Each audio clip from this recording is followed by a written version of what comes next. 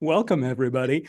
So we're going to hit a bit of a polemic now, if you don't mind. And when I say we, I mean these fine folks, and I hope you can actually see my slides here. So on behalf of Professor Dr. Florence Chee from Chicago and Professor Dr. Tanja Sihvonen from Vasa in Finland, this is me, Thorsten Busch, reporting in from Switzerland. So hi there. We're going to do like a little bit of a touchy-feely kind of thing.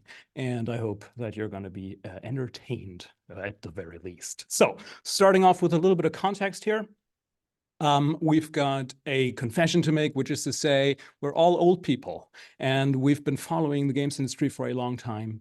And when you do that, sometimes, you get like a little bit disgruntled, perhaps, sometimes disappointed. And so this is sort of what spurred our original submission.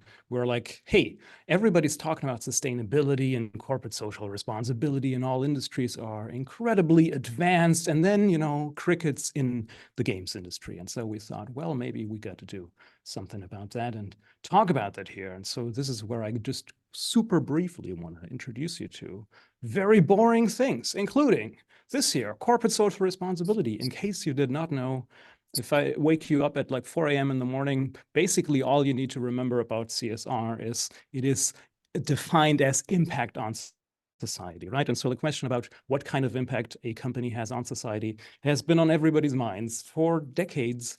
But strangely, in games, we just tend to not think about that very much. And that's despite a ton, and I mean a ton of development there in terms of international standards and in terms of regulation. And I'm pretty sure everybody at this point has seen a graph like this here detailing the United Nations Sustainable Development Goals, right? And so this is where SDG 8 and SDG 12, for instance, are super relevant to the games industry. They are about decent work and they're about responsible production of things, right? And responsible consumption too.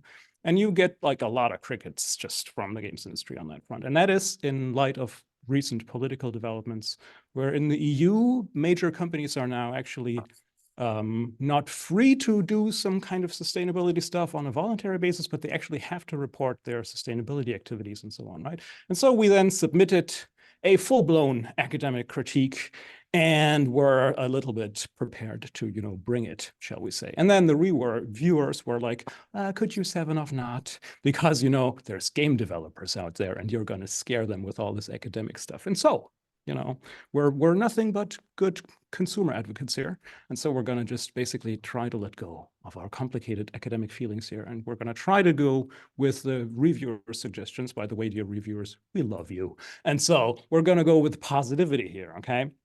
Now I'm going to structure this as follows. We've got 3 dimensions in sustainability, and sustainability, as you may know, is basically about using resources in such a way that you can actually still use them long term, right? So this year, we don't want to use as many resources as would actually deplete the long-term sustainability of a system. And we usually think about this in like economic and social and ecological dimensions, right? And so you will never guess how this whole thing here is structured. So we're going to start with the economic dimension. And that's where we travel back in time, just a little bit more than a year. We're going to travel back in time to this Morgan Stanley report that at the end of 22 was talking about the games industry in 2023. And it starts off with a lovely sentence here. Video games are going for the win in 2023. Now, that sounds cool, right? And if you're somebody investing here, right, then of course you're like, yes, sure, I'm going to invest in video games. That sounds like a surefire bet, right? Well, bad news. As basically everybody on this little call has already experienced, perhaps even, right? 2023 was actually a brutal year for game developers, right? And so while some companies might have done really well, labor certainly hasn't, right? And it's just been a few days into 2024, and we're already in a somewhat suboptimal situation, shall we say, right? Now, I promised you positivity, so let's talk positivity. There's a bunch of potential solutions here that I'm assuming will not fix everything, but they're conversation starters, right? And so that's good news here, that we have something like this now, right? We're having conversations about organizing the games industry, and we have conversations with organizations like Game Workers Unite, where the idea is that maybe, something actually needs to change here. And this was basically impossible to have these conversations for decades. I consider that to be progress, right? Now, not everything is great, though. If you're like at Sega right now, right, they're like, well, maybe we have to lay people off if they unionize, would be a shame if something were to happen there. And then, of course, for the 90s kids in the room, I'm contractually obligated to now make this joke here that Sega does what Nintendo don't, but Nintendo might also very much be interested in not having these kinds of unpleasant conversations, right? You never know. If you work for Atlas, though, right now in Japan, you're in luck, right? Atlas actually is paying people better than the average. So that's an interesting situation, right? But that plays out sort of at the whim of whatever company wants to treat you nicely or not so nicely. And if you're working in games, maybe you don't really get to pick and choose there, right?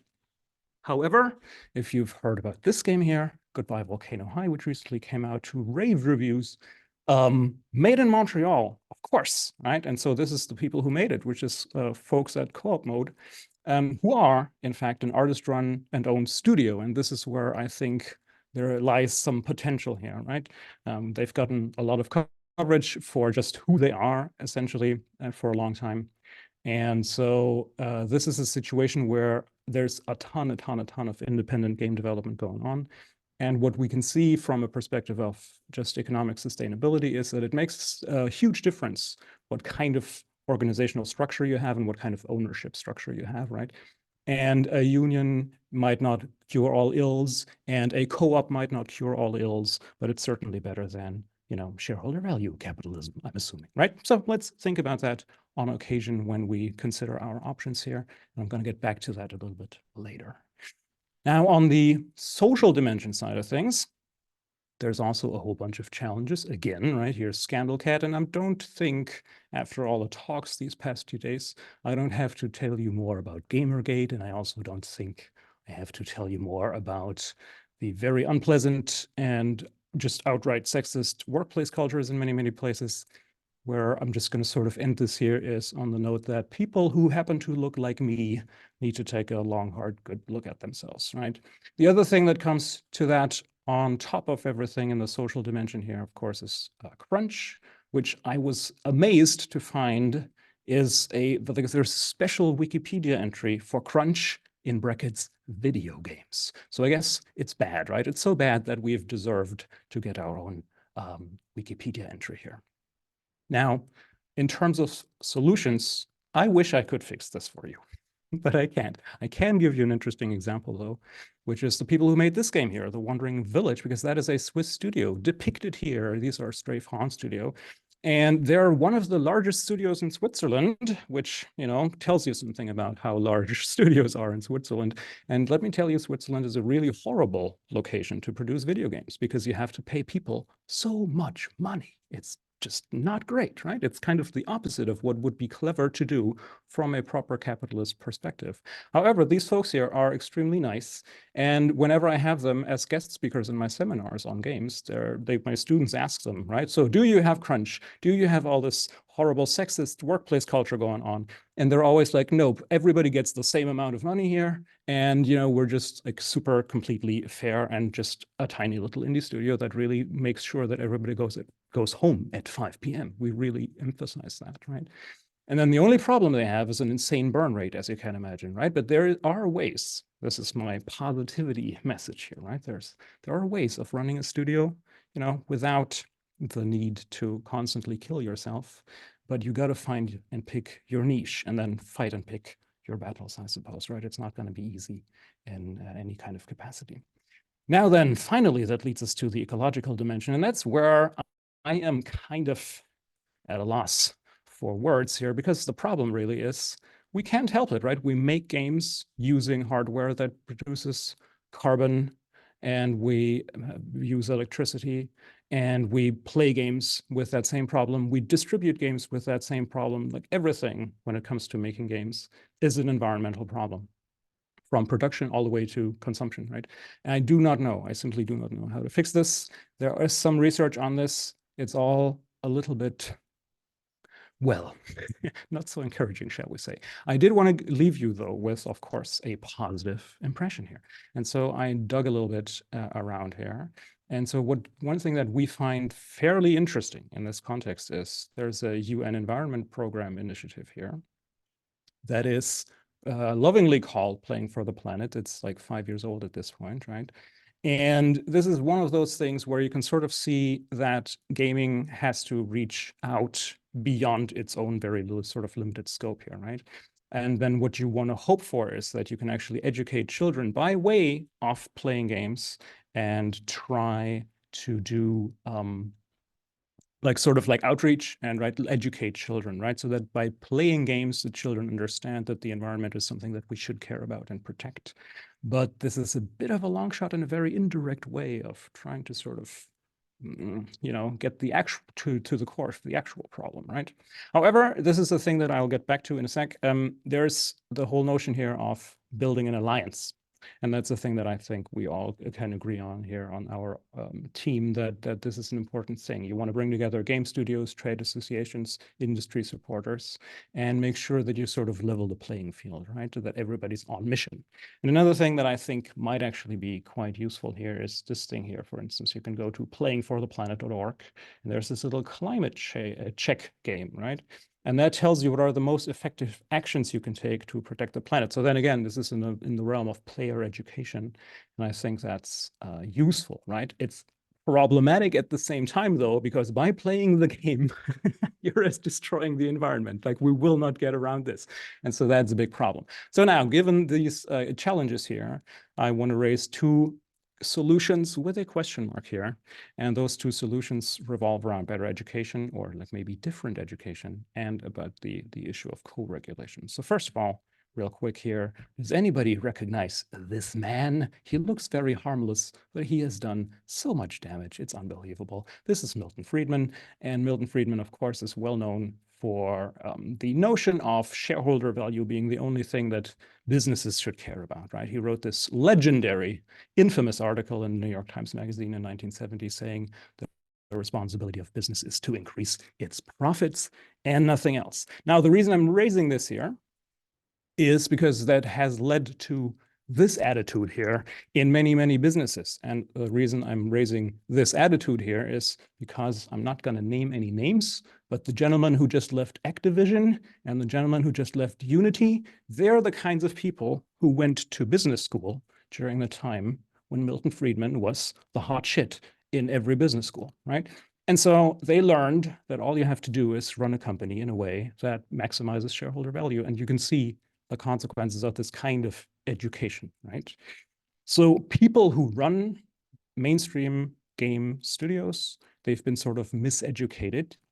And Mr. Friedman is now basically off every syllabus, really, right? Like it's sort of impossible to go to business school these days, anywhere on the planet, and still get taught that shareholder value is the only thing that matters.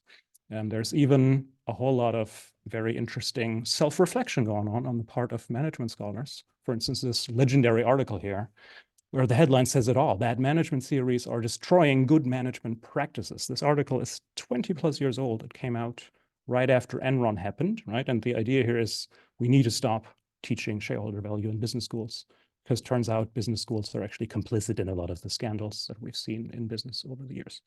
So from there, let me point out we have a problem right now with top management in business positions right now that have been miseducated over decades.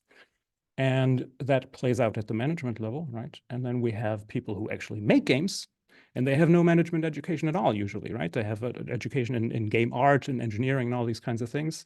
So they're kind of sort of helpless when it comes to arguing against these kinds of shareholder value doctrine arguments. And so that's a bit of an unfortunate situation that I hope we can change. And I'm going to show you in a sec one way of maybe changing that.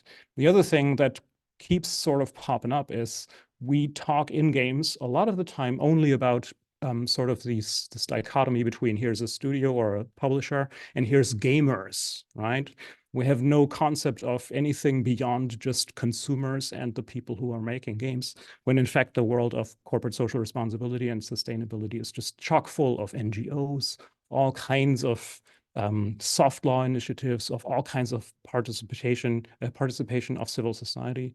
And for some strange reason in games, we tend to ignore this, or at least not really see that in the media reporting on any kind of like ethical conflict in the games industry, it seems like. So then, on this final note here, want to quickly raise a bunch of interesting work coming out of Montreal from colleagues at Concordia, where I think this is brilliant stuff because they put out a comic book, which you can grab online, and did an event in Montreal on how to basically think about different forms of ownership of game studios. And that goes very much into the co-op direction here, right? And you can actually watch this on YouTube. There's a recording of the event. The reason I'm mentioning this is because maybe this is one way of doing both of those things that I just mentioned at the same time, right? It is, on the one hand, it's an educational format, right? We can't expect every game designer to go to business school so that he can then defend him or herself against stupid arguments regarding shareholder value. But we could perhaps come up with different formats of teaching things in such a way that you can learn how to do things differently and come up with alternative modes of game production. And secondly, this also involves a grander community, right? Not just here's a bunch of gamers and here's a bunch of companies and we hate each other. That does not make much sense, right? So maybe this form of sort of micro teaching could be a thing that we could go after. I think that concludes my positivity thing here for today. So I'm going to thank you for your attention, and we're available for questions. So let's chat. Thank you. Thank you. Thank you so much, Thorsten. There was a lot of comments and reactions in the chat, so I'll let you discover that later on. I do have a question. I do have a question in the Q&A from Margarita. Thorsten, could you please tell us about how you think sustainability can be addressed in games and how to achieve production and consumption that cares about the value chain, circularity, and footprint of issues related to ethical problems? Hey, that's an easy one. Sure. Yeah, no, the answer is no, I cannot. That is the thing. If I could, I'd be rich and famous. And I'm neither one of those things. I feel like there's just a lot in there in that question. And so perhaps we can set up a follow-up event and do some kind of teach-in or whatever and learn from each other. The idea also that I'm some kind of expert that could actually teach game developers on how to do things differently and better is kind of interesting. So no, I can't actually honestly not give a proper answer to that. Yeah, it's hard. I saw a hand being raised, but then it was lowered. So I don't know if someone wanted to ask a question directly. Let's see. I'm trying to look at the reactions in the chat if we can turn one into. Yeah, I can see there's a lot of text going on here. A lot of stuff. Probably. A lot of Let's people. hope I didn't get flamed. A lot of people care about this, obviously.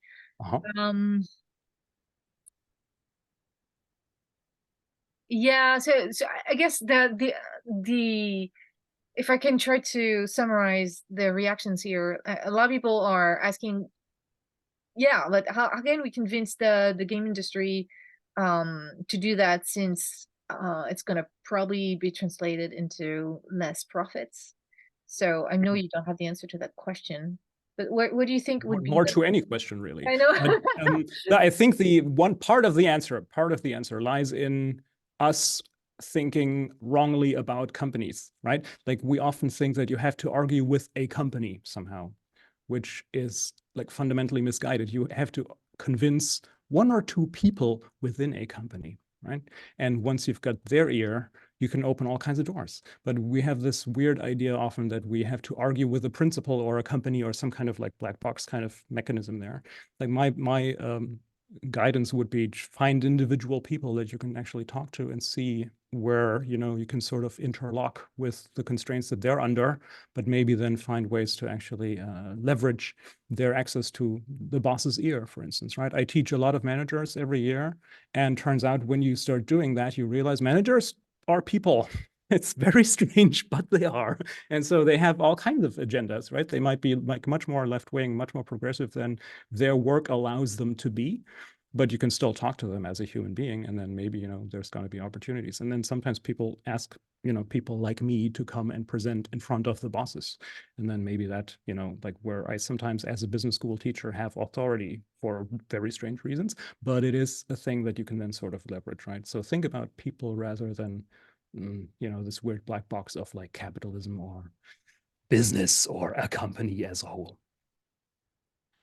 We should go on the break, but since it's the break, and we had a lot of reactions, I'm gonna ask you one last question from Andrea. Thorsten, I have been part of research projects focused on greening games education for future developers, and we Nice. consider other fields like business. That's a great point. Do you think bumping education of the creative and technical would not be as effective as focusing on the business side, or both? Wow. Okay, another easy one. I do not know. I don't actually know. I think I have to actually have that again in writing, and then maybe I can actually make sense of that question. You Right can tricky. yeah, you can take some time to think about it and answer Right.